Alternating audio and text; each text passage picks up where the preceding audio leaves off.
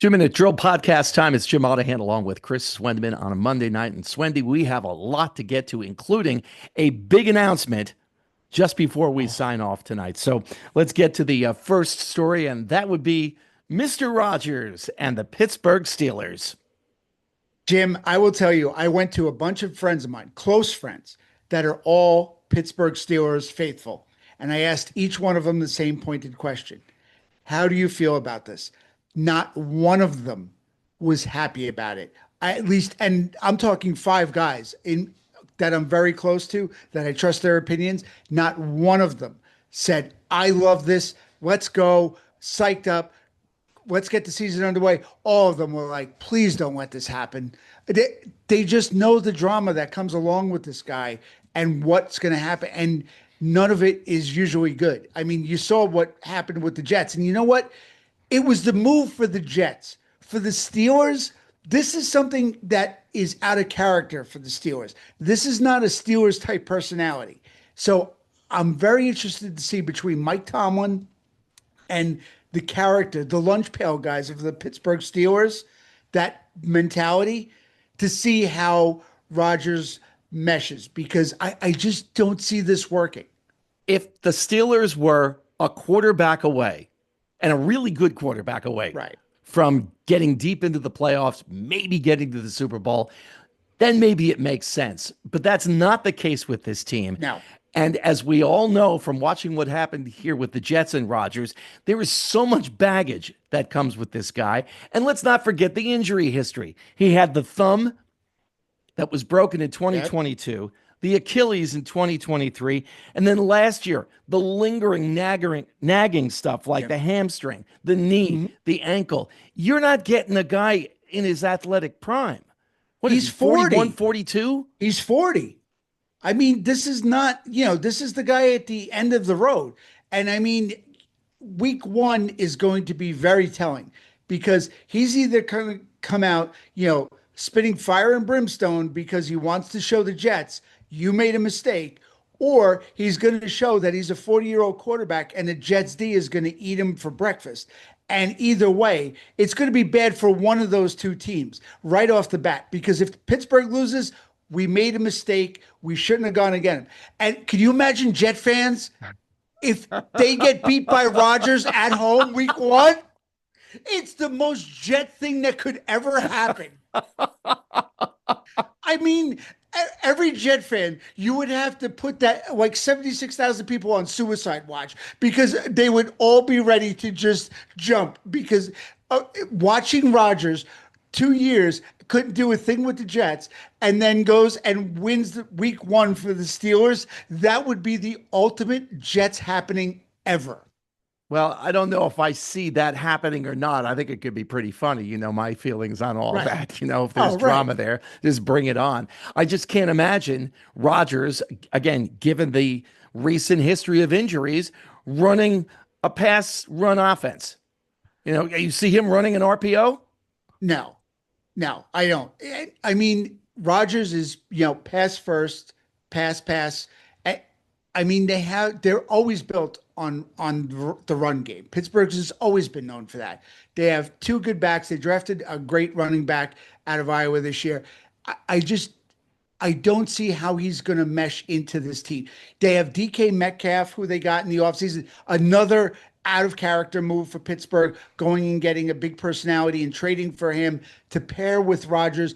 I think while it took so long to get him in camp, I think this was set in stone for a while, because why would the NFL put Pittsburgh against the Jets week one if they didn't? It might not be prime time, but Pittsburgh Jets week one, I mean, come on, Jim, you had to know, they knew something that this was going to go down, because otherwise, Mason Rudolph versus the Jets, I mean, but I just don't see how Rodgers fits in with this team. He's not that personality that's team first. It's Rodgers first. And another little thing that's going to really, really set the tone. Fun fact: Pittsburgh never retired the number 12. Oh my Could gosh, I you? did not know that. And how is that possible? Right? How's it possible? They have three numbers retired in their entire history of the team. 12 isn't one of them. Oh Now, boy. could you imagine? 12 has never been used since Terry Bradshaw. But what if? Could you imagine Steeler fans losing their absolute freaking minds about here comes Rodgers wearing number 12, the first quarterback since Terry Bradshaw, who is an icon of the franchise, to wear 12 after all these years of it not being used, never retired, but not being used. Now, could you imagine that one?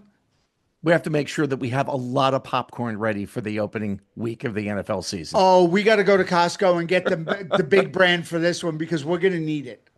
Meanwhile, you see, I'm wearing my Red Sox hat, and the Yankees, you have the cap Yes. on as well. The Red Sox taking 2 of 3 over the weekend, and I will not gloat. I will not gloat. First of all, it's early in June, and second of all, those 3 games, I think, meant more to the Red Sox at this point in their season. They're struggling, obviously, a couple of games under 500, I believe, coming into tonight's game. They're 10 out in the loss column from New York. The Yankees with a 5-game lead. So while, yes, all the games are important, and later on down the line, you may say, well, if they had just beaten the Red Sox one more time, blah, blah, blah. I get it. But I do think that those games meant a little bit more in terms of the Red Sox trying to salvage their season. But a couple of things popped up while I was watching, including how much does Rafael Devers love hitting in Yankee Stadium? If only Garrett Cole were on the mound, it would have been the only thing that would have made it better for Red Sox fans last night. I mean, the dude just crushes balls in that ballpark.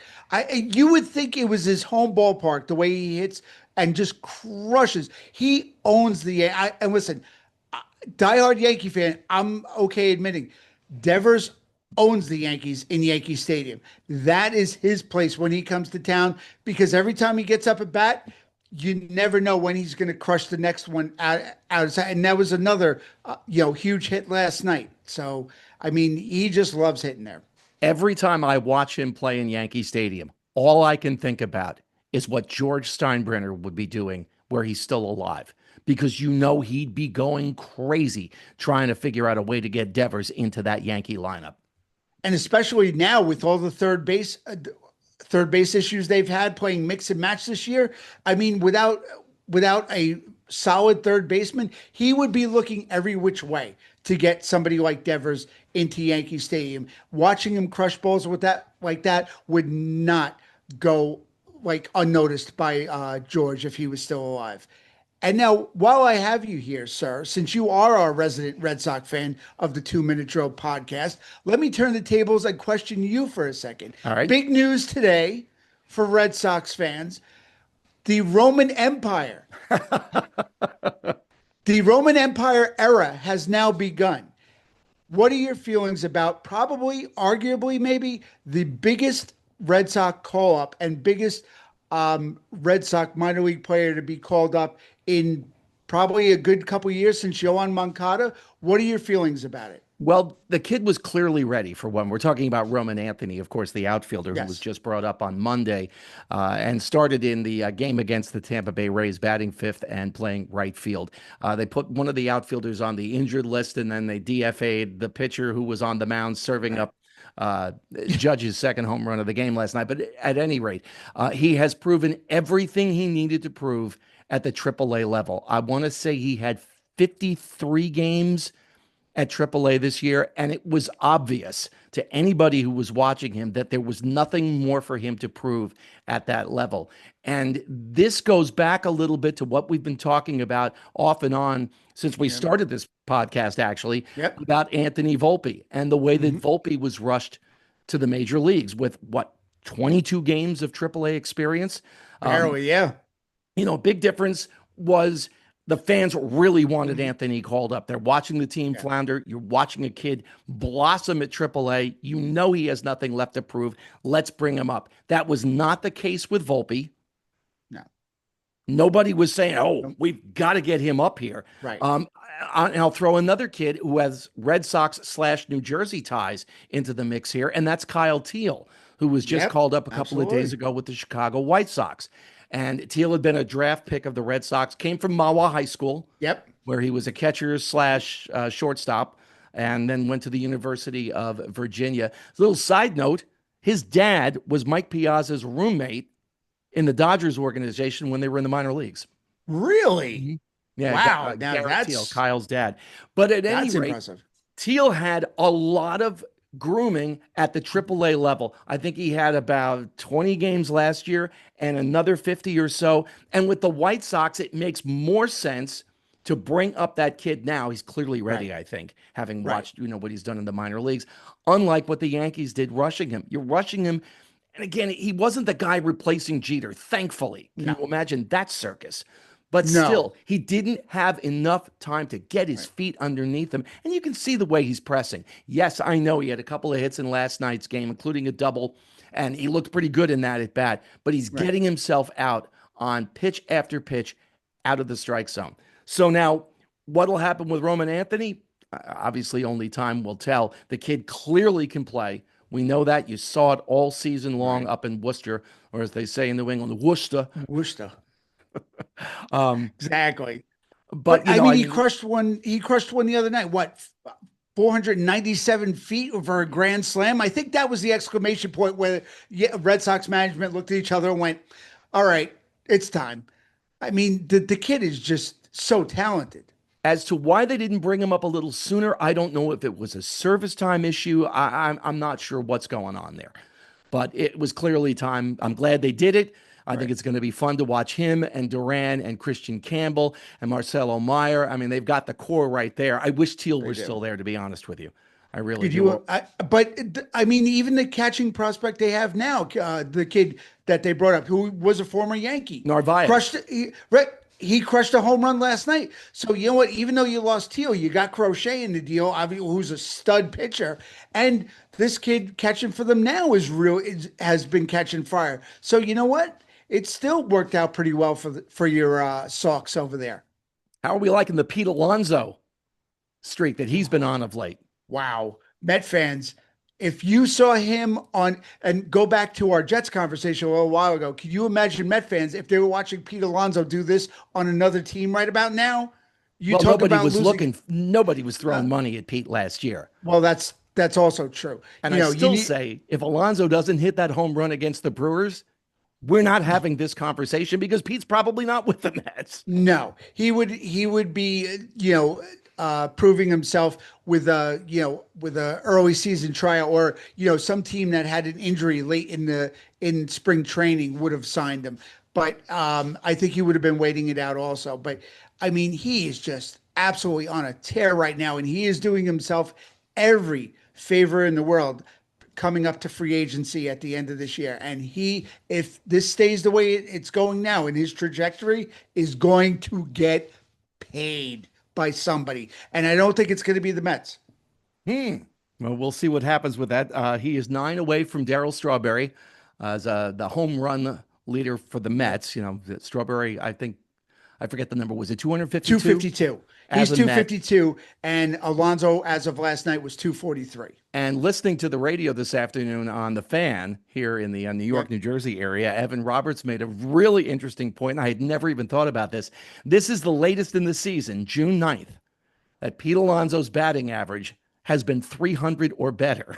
Like, That is this is it. crazy. That is like a couple of seasons. I heard Evan say that it was the second or third game of the season. He was already under 300. And now we're into June and he's still over 300. I mean, he's just having a season for the ages for him.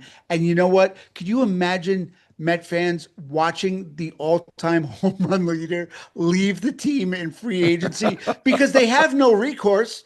There's nothing. They won't get a draft pick. They have no protection like a restricted free agent. So I mean, it's if somebody offers them a better contract and Uncle Steve, can't match it, it's bye-bye home run leader. Hey, Polar Bear, it was great having you. Good luck next season. So it's gonna be really interesting to see what happens from here on out with Alonso. And speaking of the radio, and speaking of WFAN, we do have an announcement. We teased it at the very Yep. beginning of tonight's episode. Next Monday, our special guest will be Richard Neer. someone who I have known for a long time. I played softball with Richard on the WNEW FM team before I even started working there. That was how I met Richard. And he, probably as much as anybody on the planet, has been incredibly influential in my radio career. So whether it's talking about NEWFM, or there was a show that he did on NEWAM Mhm. called The Sports Connection, which was a precursor to The Fan. Yep. He's also a noted author. He's got a Riley King series out. He's written a book about NEWFM and all of those great days. So we'll get into all of that with Richard Neer next week here on the 2 Minute Drill podcast. I'm really looking forward to that.